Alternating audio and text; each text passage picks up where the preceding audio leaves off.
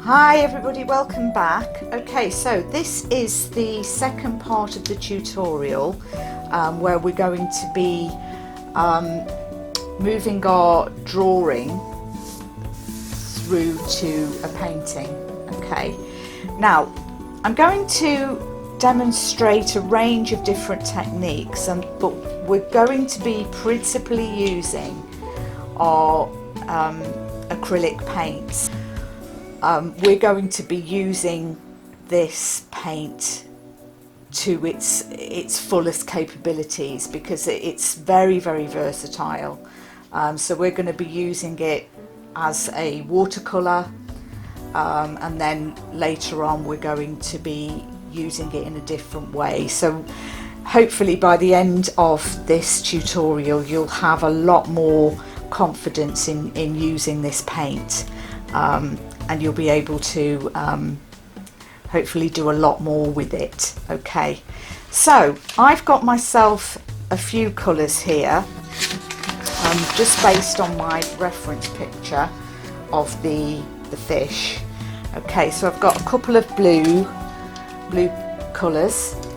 I've got a cerulean blue and a turquoise, and I've got a primary red and a cadmium yellow, because I'll want to,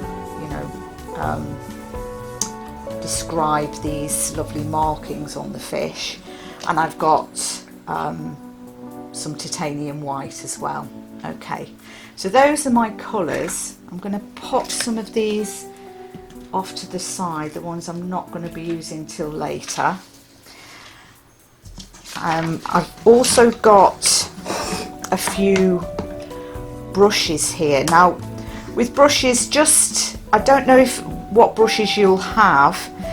Try and use for this first part anything that you can find that's as soft as possible, as soft and as broad as possible.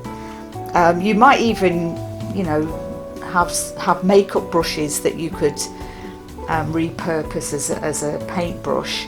But anything that's really nice and soft. This is a brush I've had for years, and it's called a hake, and it's lovely for washes. So anything that you can get that's a decent sort of soft watercolour brush will work brilliantly with this. But we're going to be sort of creating something quite loose to begin with. Let me just pop those off. I've got my sheet of paper gum stripped down so it's nice and flat. Now once we start to paint on this is just ordinary cartridge paper, so it's possible that this will start to shift and buckle a little bit, but we'll work with it. We'll see how we get on. The fact that it's gum stripped down nice and flat hopefully will reduce the amount of buckling on it, but just to kind of preempt that a little bit as a possible issue at some point later on. But let's see how we go. Okay, so I'm going to demonstrate first what's known as the wet into wet technique. Okay, so what I want to start by doing, I've just got a sponge brush here, which I've got some clean water in the tray, and all I'm going to do is just apply this water to my drawing. I want to dampen the paper. I want to take it all the way over the whole of the drawing from top to bottom. Okay, so I'm not overly saturating it. You can start to see that the paper is starting to buckle up a little bit, but that's okay, we'll work with it. Now on my reference picture here, the blue is very flat. I think this is just a photograph taken of a koi carp in a, you know, in a sales centre of some sort, because, you know, obviously the blue is very flat. You know, it's obviously a pool of some sort. It's not in its natural habitat at all. But the blue background that I want to create today, I want it to be a lot more dramatic than this flat blue. Okay, so what I want to do is just mix up, or should I say just pop a bit of blue down. I've got a couple of blues here, my cerulean blue and my turquoise.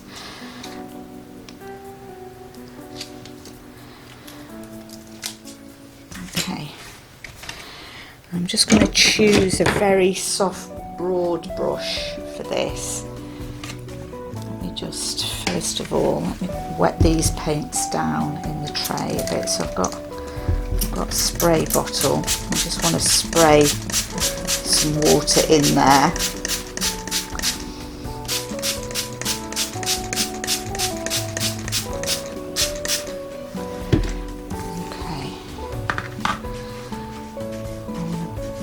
Just take up a little bit of that blue that's running off that central blob of paint. Okay, and I just want to stroke it down onto the surface of my paper. Let's get a bit more.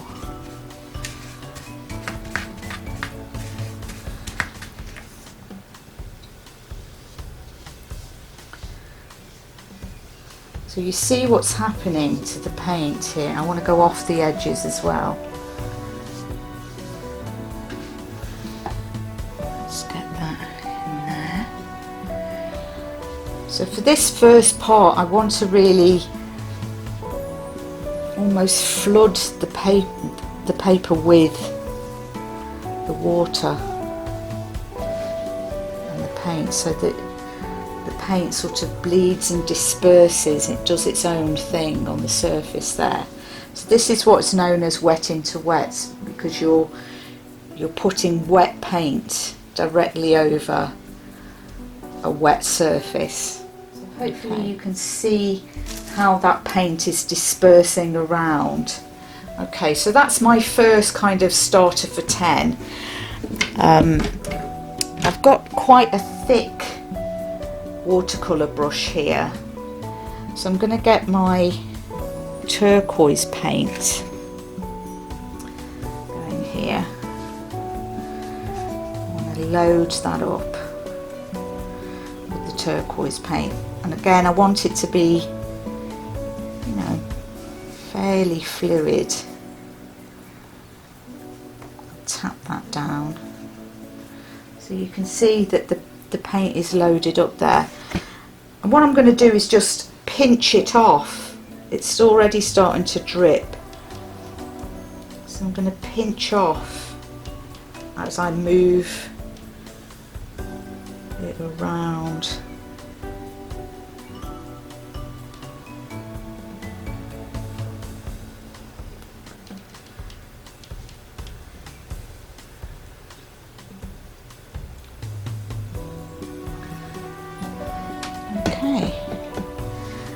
So can you see how that paint is now behaving? It's sort of just blended nicely without sort of muddying up. It, you know, it still retained that aqua sort of bluish green over the cerulean blue. So I'm quite pleased with that.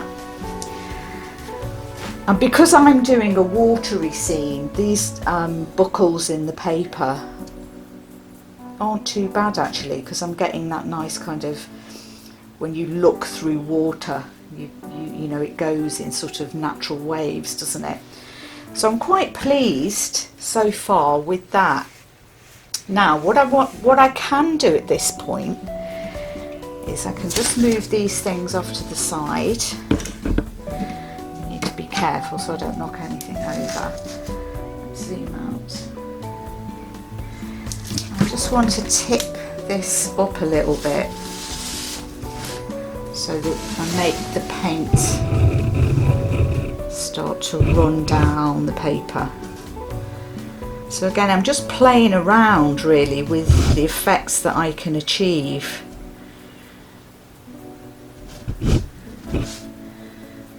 Just to see what it will do, let it behave in the way that it wants to behave, just by tipping it around.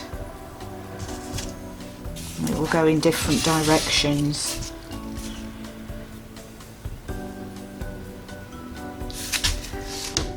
Okay. I'm going to just dry this off now. I'm going to get this nice and dry so that I can work on top of it. So it'll probably take quite a while to dry back completely on its own before I can work on top of it. But I'm going to give it a helping hand with the hairdryer. So bear with me and I'll be back as soon as I can. So I've just dried off all of this wet into wet background. So as you can see, and this is the point really of having this gum strip around the outside of the paper, is it really does, when the paper dries back, it flattens back out again, and because it's gripped by the gum strip, it dries nice and flat, so you get rid of all those annoying buckles and cockles in the paper. So when we work on top of this, we won't have to deal with that kind of obstacle. Okay, so now we've got a nice dry flat surface to work on. I'm really quite pleased with what I have here. So I'm quite pleased and relieved that I kept it quite simple, because there's some really subtle, beautiful little areas here that really give that sort of very lovely soft water feel that I was after for this. So what I want to do next is I want to refer back to my reference picture. Okay, so as you can see, we've got the fish here, and it's actually white and orange and we've got some, you know, very subtle darker colours that, you know, around the sides of as the fish, to describe the shape of the fish, it goes dark around these sides here. Okay, but predominantly we've got white and orange. Okay, so what I want to do is I want to paint in the white as much as possible, but I want to do it in a really subtle way. I don't want to just paint thick white paint over the whole fish. I'm just going to pop a bit down in my tray, put the cap back on. As I say, this is just titanium white, and I've got some water, so I want to just grab a bit of white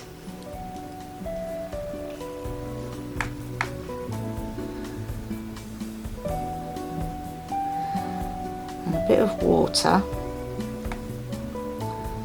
So this paint isn't going to be quite as watered down as the previous ones,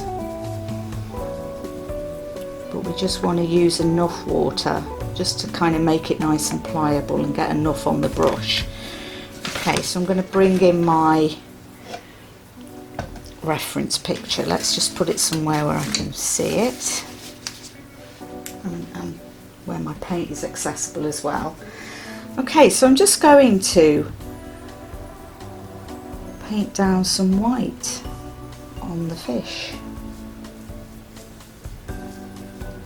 and I'm just using it's a number 10 standard watercolour brush, nothing fancy.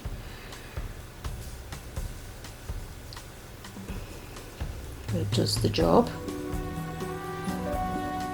Just find anything that,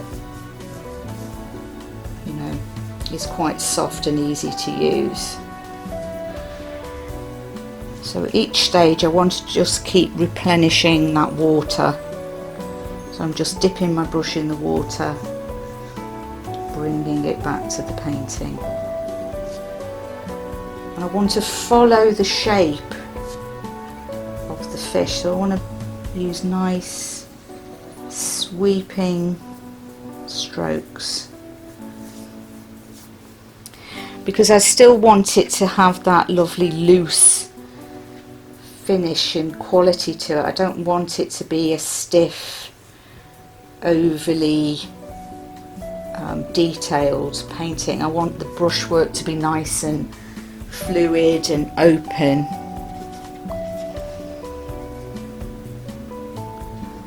So I'm going to just, I don't know if you can see on my reference picture here where the tail is, there's still lots and lots of blue, so I'm going to try and blend that tail down into the blue so I don't lose that soft quality.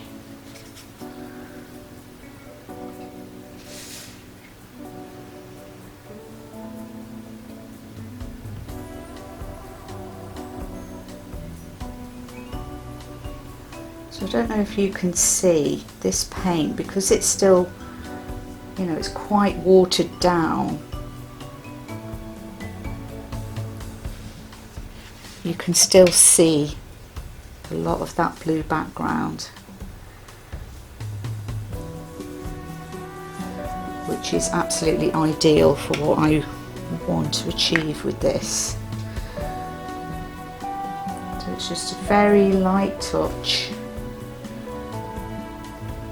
just some very loose, broad, descriptive brush marks. Nothing too detailed.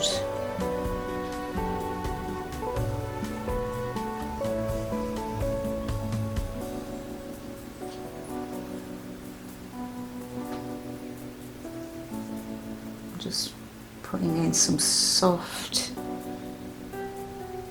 descriptive marks to describe these fins as well. This top fin goes off.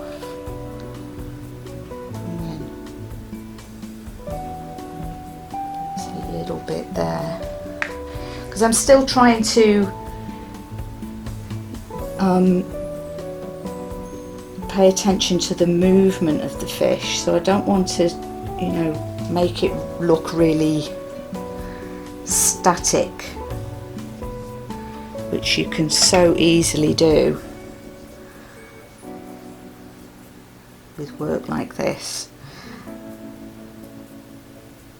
Watercolour, I mean, although this isn't a watercolour paint, we're using acrylic in the same way and making it behave like a watercolour paint. But it is one of the trickier methods in painting to get right, because you can so easily make everything muddy. And I've come to realise with watercolour technique, it's predominantly about drying times and being patient, and you've got to work from the background up. So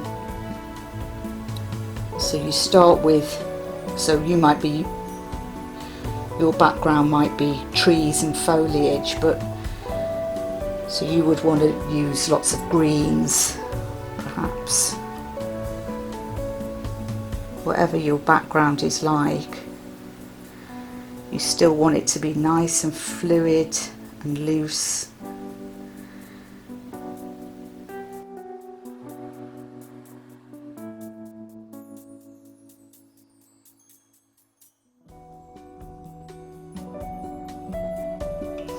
But now you can see I've established my fish shape, so I've got that white body down, and I've still retained quite a bit of the blue background, and you know, which is true to the reference picture. You know, you've got quite a bit of blue still reflected up on the body of the fish. Okay, so I think I've achieved that with this. So again, I'm just going to give it another blast with the hairdryer, and then I'll be back to demonstrate the next part of it. Okay, here we are again. I've dried my fish back again. Now it's interesting, now that the white paint has dried back, it's very, very subtle and very, very hardly there really, which is really nice because it just gives me enough ground to paint these lovely orange markings onto the body of the fish. So it's knocked back that blue, and so I still get a nice sense of the white body, and I know that I can strengthen that up later. Okay, so this time what I'm going to do is I'm going to paint some of that really lovely strong orange marking. So I've got my pure red, my primary red colour, and I'm going to use a little bit of that and a little bit more of the cadmium yellow that I've got. Okay, so this time I don't want to water it down too much at all.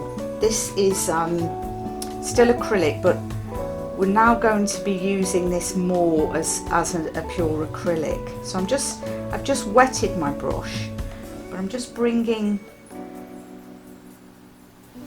my brush with a little bit of water on to those two blobs of paint, and I'm just going to marry them together until I'm satisfied that I've got a really lovely vibrant orange colour. So there we go. I think that's going to work lovely. Okay, so I'm going to bring my reference photo back in, and I'm just going to start to paint some orange down onto this body.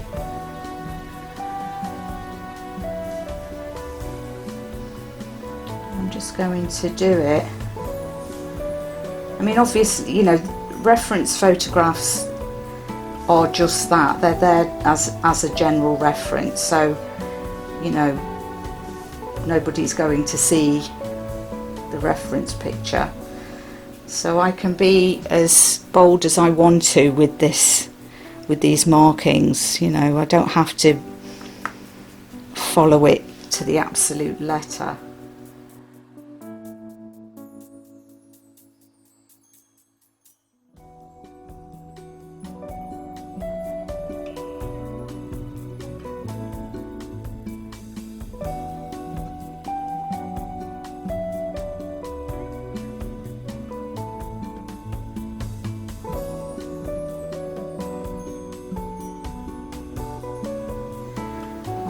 Take those brush strokes as well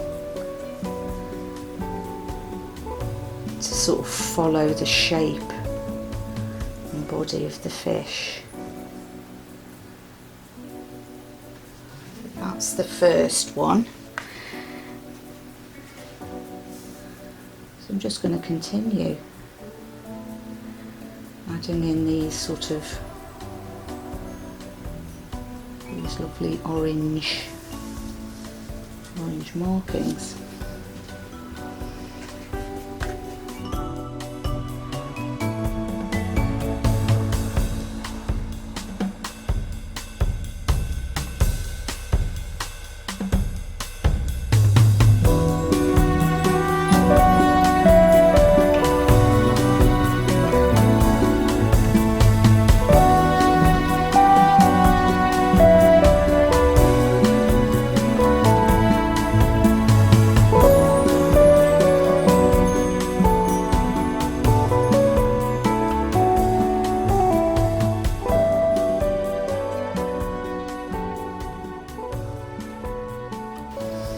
Okay, so as you can see, I've painted those in, and they're looking really kind of quite nice there. I want to increase the intensity of some of this colour, so I've loaded up my brush with a bit more cadmium red mixed with a tiny bit of the yellow, and I'm just going to strengthen up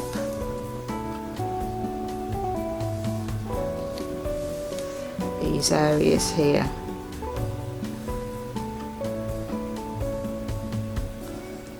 Just to make those colours pop a little bit more and to add a bit more definition.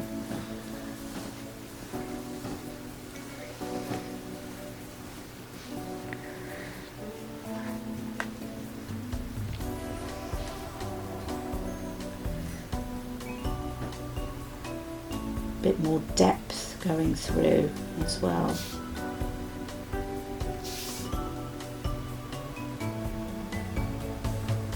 So this paint is almost neat, really. It's not hardly watered down at all.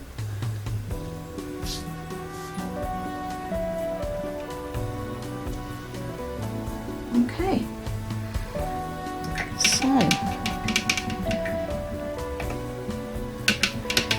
there's my orange markings on my fish, so they look really nice. Okay, so I'm just going to dry it back again, just a little blast of the hairdryer, bear with me.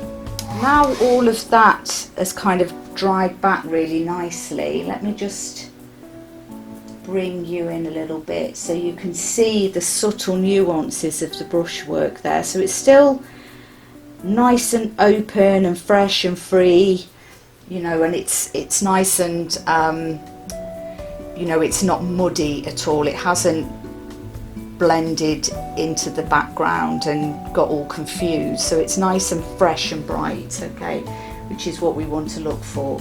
So it's absolutely crucial that at each stage, between each stage of applying paint, you make sure that everything has dried back completely, because if you continue just to work wet paint into wet paint into wet paint, you will just end up with a muddy, confused mess. Okay, so just to recap what we've done, we've used the pure wet into wet technique to begin with, where I just applied 2 types of blue to a very wet background. So I flooded the paper with some water, and then I applied the paint over, so it's allowed the paint to sort of run and disperse.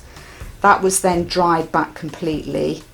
I then defined the shape of the fish with some white paint, let that dry completely before applying the colours of the markings to get these really fresh, bright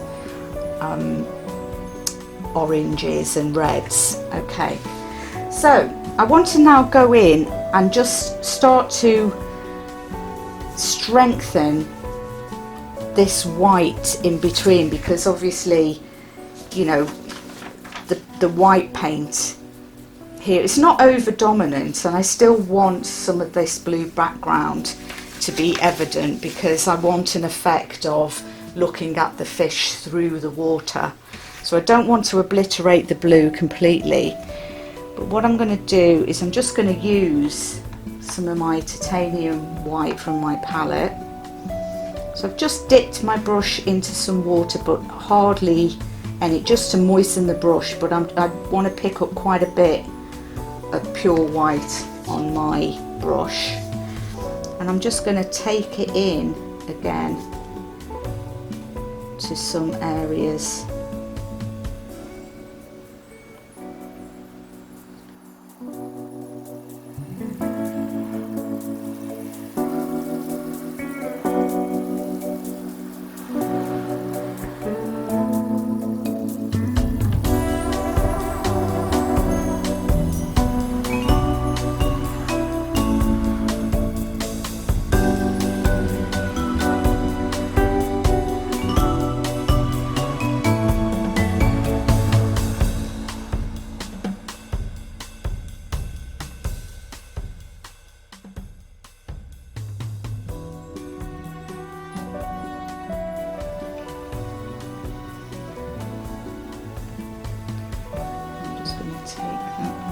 because the white paint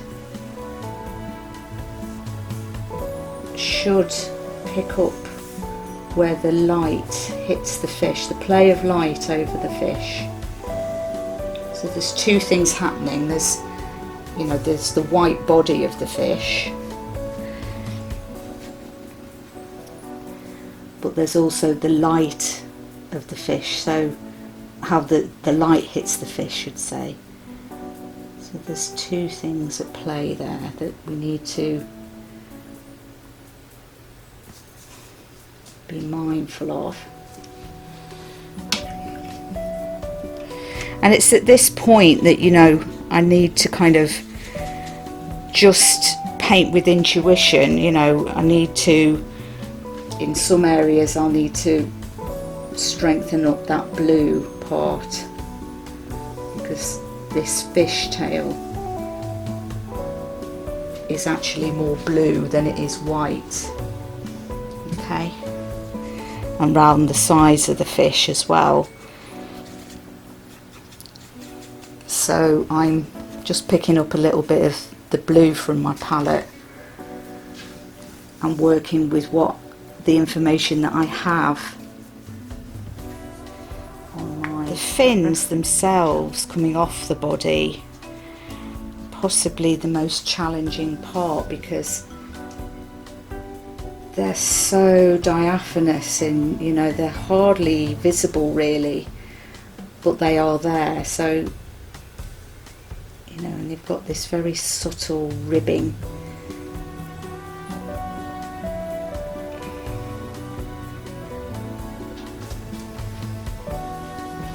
So it's painting very, very subtle blue against very, very subtle blue, which is part of the challenge of this. And of course, whatever you're going to choose to paint will present a different set of challenges.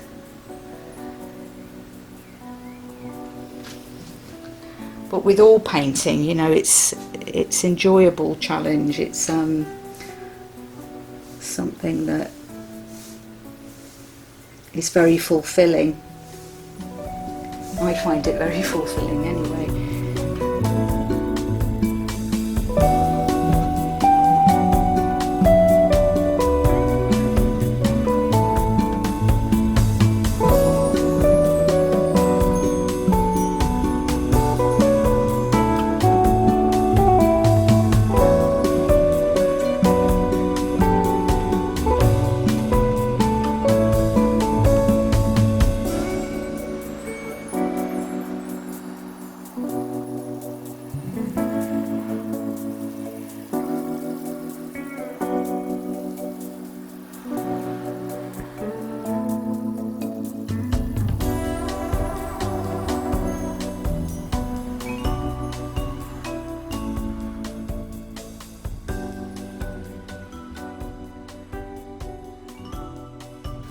So I'm quite pleased with how that's looking. I've just kind of developed some of those colours a bit more. I've added some pink, so I haven't deviated from the colours that I've got on my palette. I'm using just a very limited palette, basically 4 colours, the warm colours with the cold colours and a white. Okay. So I think that's key as well sometimes to successful painting, is not to use too many colours all at once. Don't get lost. I think sometimes with a lot of these sets that you buy, it's tempting to put them all out on the palette at once and use them all, which is often where people can kind of get a little bit lost with it. Okay, but I'm quite happy with this. I'm quite happy that the colours look nice and fresh. I like the idea that I can still see some of this background blue coming up through the body of the fish, so it unifies it with its surroundings, which is nice. So I'm fairly pleased with that. I don't want to do too much more to it, but there is a few sort of darker areas, so I need to get these areas just painted in, and also I might give a bit more definition around the fish, because you know there is a sort of cast shadow there, so that might make it all sort of pop a bit more. So I'm going to work on that. What I'm going to try and do with this, rather than use a black or anything, I'm just going to bring in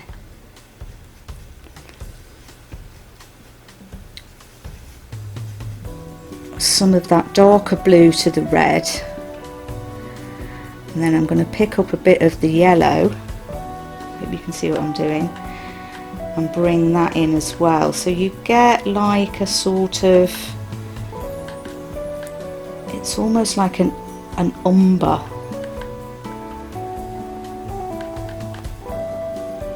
Depending on the, you know, how much of each colour you put together. So I hope you can see that. You know, I've got a darker colour there. Okay. So I'm just going to use this to suggest that eye shape on the side there. I'm just using the tip of the brush to describe that shape, okay? Because I don't want black anyway, you know, I don't want to kill the whole thing by bringing in too dark a colour. And I'm just following that little bit of dark shape there, going around the body.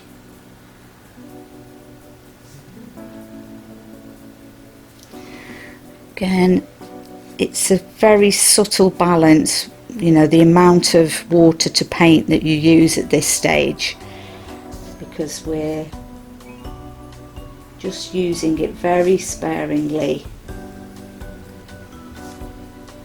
on the sides there, just to describe how, again, it's to do with the play of light on the fish.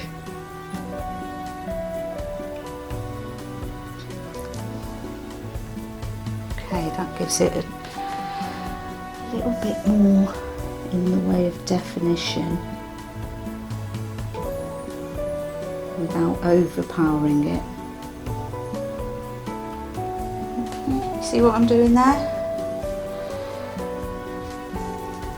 And because brown is sort of closer to orange, you know, it's quite a warm colour.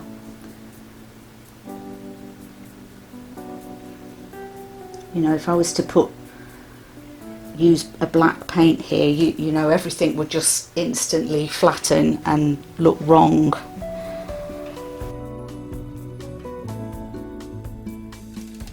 Just to add a little bit more definition around the body, I'm going to do that cast shadow to sort of make the fish really pop, if you like. So all I'm going to do is use my cerulean blue,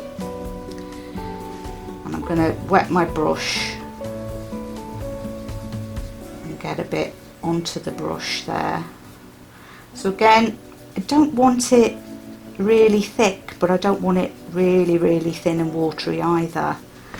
And everything's dry enough now, so I can just paint that down around the fish. Can you see where the shadow is on my reference picture? That's all I'm trying to emulate here. And at each point where you get an edge, if you just pick up a bit more water on your brush, you can usually soften that edge and make it blend more with the background. Okay.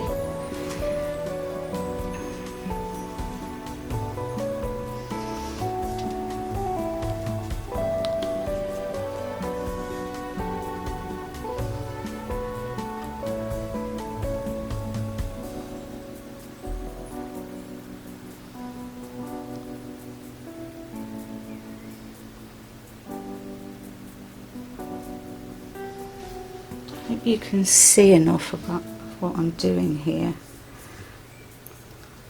So that is quite a sharp shadow, but I don't want it to be too edgy. I want it just to be nice and subtle.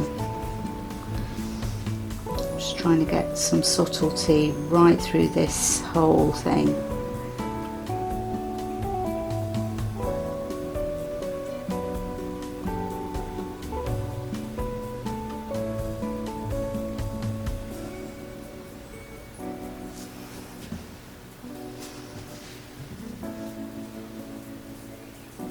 Down on this.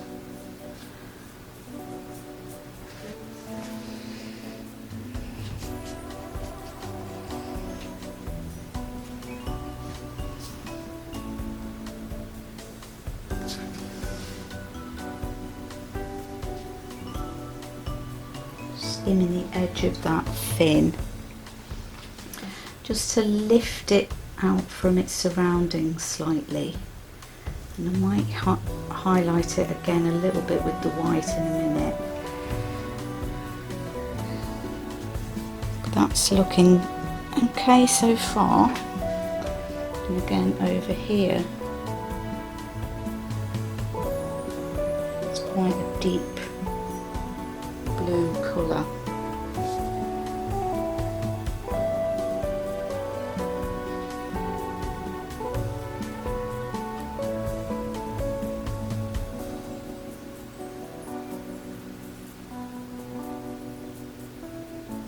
Sort of softens off. I've got more of a deeper blue around the nose part there. So I've just mixed a tiny bit of that dark sort of brown colour. I mean, when I say a tiny, I mean a tiny bit, and hardly any. Just to add a little bit more definition to that, and I'm just going to bleed that, blend it slightly more with the rest of that shadow area so it doesn't look too sharp.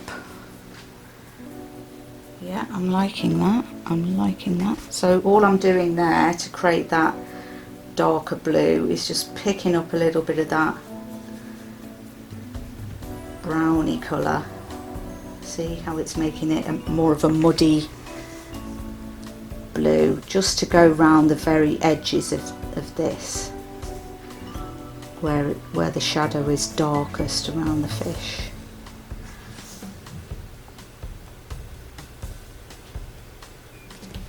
Okay, and it's just having the effect of lifting it slightly.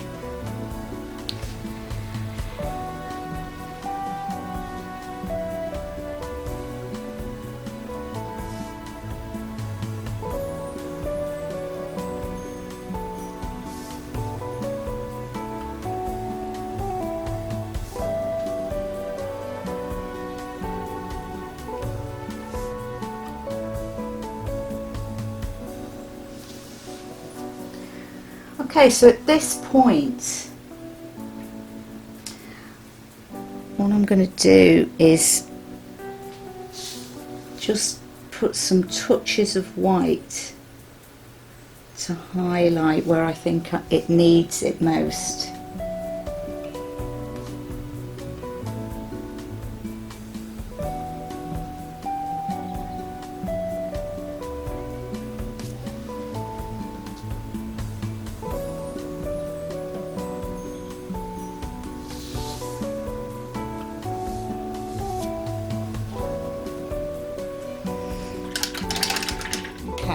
So this is really just to demonstrate to you the versatility of acrylic paint, you know, and how it can be used almost as a watercolour and then used almost neatly straight from the tube or the pack, whichever you're using, almost neat, straight down onto the painting to add lots of drama and definition. So it, you know, the possibilities for working with acrylic paint are endless. Really. As I say, I'm almost finished with this, but just as a sign off, I don't want to do too much more to it. What I've got here is just an old toothbrush, and I'm just scrunging that into the white a little bit. It's got a little bit of blue on it already. I just want to gently, if I can, I don't want too much on there, I don't want to ruin this at all, so I'm just going to keep this off to the side. I'm going to stand off to the side slightly, and I'm just going to flick a bit down over the whole thing.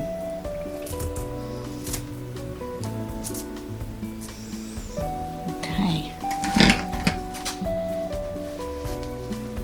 just to add a little bit more kind of drama into it. I'm gonna pop it back in this. Well, that's looking a little bit on the muddy side, bear with me a moment. Just want to clean off the toothbrush a little bit more and pick up a bit more of this blended turquoise and cerulean blue. And I want to perhaps flick it from the opposite direction, just to add a bit of surface quality to it.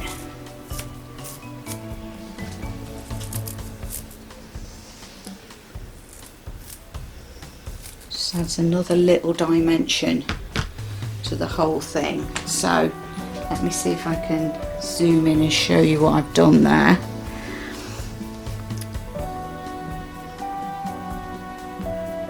So just those little kind of specks of blue and white going over the fish just adds a little bit more drama into it, just gives it a slight different dimension. Okay, so I'm going to leave that exactly as it is. As I say, I'm quite pleased with it. I must admit, I think it's come out quite nice, you know, for a demonstration piece, and there's always a risk with demo pieces that they won't quite go according to plan, so it's nice that this one has. Okay, so here we are. This is the finished painting.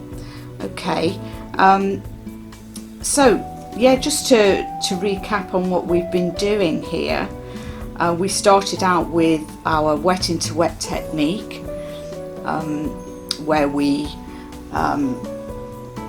put water down onto our paper, and then we flooded it with two different blue colours to give that lovely watery effect. Then we dried that back completely, and then we applied some white colour to the fish shape, some base white colour to the fish shape, and let that dry back completely, and then we applied the stronger orange colours for the markings on top of the white. So and obviously all the embellishments later on with the fins came later, but the key to this type of work, again, it involves layering up, but the key to it is to make sure that each layer is completely dry before you attempt to work on top of it. And I think because we've pretty much used the technique of watercolour using acrylic paint, but it's possible to get these effects, but you must always exercise a bit of patience really in allowing things to dry properly, or use a hairdryer to dry them if you're wanting to do something quickly, because the key to it is to maintain all your colours and keep them nice and fresh and strong is that they must be going over a dry surface, unless of course you want them to blend with the paint underneath. So there are a few techniques, and as you get into painting in this way, you'll kind of develop your own methods and your own way. But I think a lot of people get lost with painting, and their colours become very muddy and confused very quickly because of that, just not being patient in allowing things to dry properly. Okay, so I hope you've enjoyed doing that, or watching that, and that you'll give it a go. Just to kind of finish off, to sign off on this, we need to release this from the board, the backing board. Okay, so if you've gum stripped it down like this, like I have, I now would need to remove this from the backing board. So I've got myself a straight edge and a sharp craft knife. Now I want to sort of determine where the edge of the paper is. Now if you sort of run your nail at the side, you can normally find it. So I can just sort of dig my nail in there so I can find that edge. I'm going to bring my straight edge up to that edge there, and I'm just going to run my craft knife down a couple of times. Okay, and hopefully that should start to lift off, so you can see there I can get my knife under that. And likewise on the other edge, I'm just going to run my nail on there.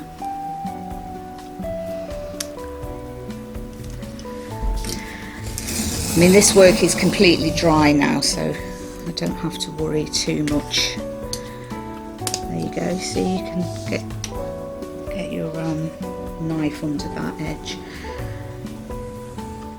Now you don't want to cut along this edge, mainly because most, if you're planning on putting something in a frame, you want something that will go behind the mount so you can attach it into your frame. If you cut it right at the edge, you're going to find it difficult to put it in a frame without sort of cropping significant parts of the picture. So you don't want to do that. There you go. And it's going to be tricky in some areas, so you have to be a little bit careful. I haven't gone right to the edge there. You don't have to be super neat either, because this edge isn't going to be seen anywhere. There you go. And then so that top edge,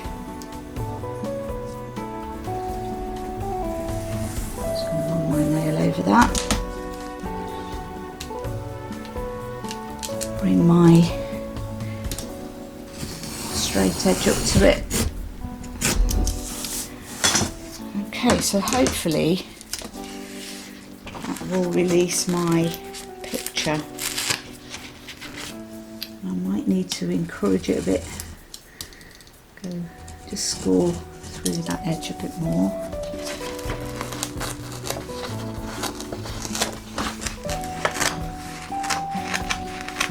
Be really gentle with it. Okay, so there you go. And what's nice as well about having it gum stripped down, even though when we put lots of moisture on top of it, it did buckle and cockle, but as soon as it dries back, it goes back into a nice flat piece of paper. So as you can see, that's lovely and smooth and flat. It's not posing any problems at all. So that can hopefully go in a frame. I'll have to find something, I'll put a mount around it, and yeah, that could easily be framed as a piece of artwork. Okay, so as I say, I hope you've enjoyed watching. Please do give this a go, and yeah, as ever, ask any questions if you have any. I'm very happy to help out and advise. All right, Stay safe and well, everybody. I will see you on the next one.